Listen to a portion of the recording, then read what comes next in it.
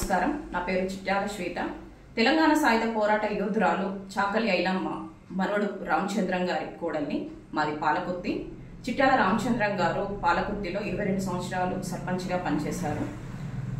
సోమవారం సాయంత్రం సట్ల అంజలి అనే మా రజక జాతి ఆడపడుచు హత్యకు గురి కాబడింది.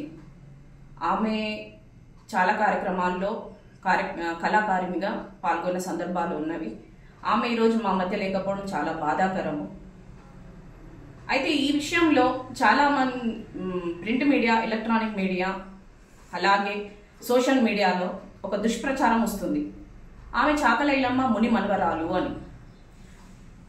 దయచేసి చెప్తున్నా, సట్ల అంజలి గారికి మాకు ఎటువంటి సంబంధము లేదు.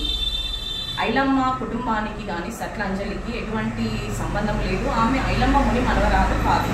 దయచేసి ప్రతి ఒక్కరు ఈ విషయాన్ని సోషల్ మీడియాలో వచ్చిన దాన్ని ఫార్వర్డ్ చేసుకుంటూ కామెంట్స్లలో అంత గొప్ప యోధురాలు కడుపున కుటుంబంలో పుట్టిన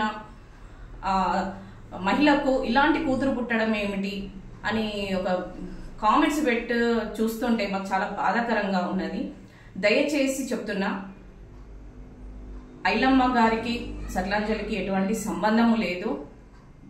దీన్ని మీరు పబ్లిక్లో ఇలా తీసుకెళ్లి సమాజంలో ఐలమ్మకున్న పేరు ప్రఖ్యాతలను చెడగొట్టే విధంగా సోషల్ మీడియా కానీ, ఎలక్ట్రానిక్ మీడియా, ప్రింట్ మీడియా వాళ్ళు చేసే దుష్ప్రచారం చూస్తుంటే చాలా బాధాకరంగా ఉన్నది. దయచేసి వీటిని ఇక్కడితో ఆపేయండి. నిజాలు తెలుసుకోండి, నిజాన్ని బయట పెట్టండి, అబద్ధపు ప్రచారాలు చేయకండి. అలాగే సట్ల అంజలి గారి ఆత్మశాంతి జరగాలని భగవంతుణ్ణి ప్రార్థిస్తున్నాను.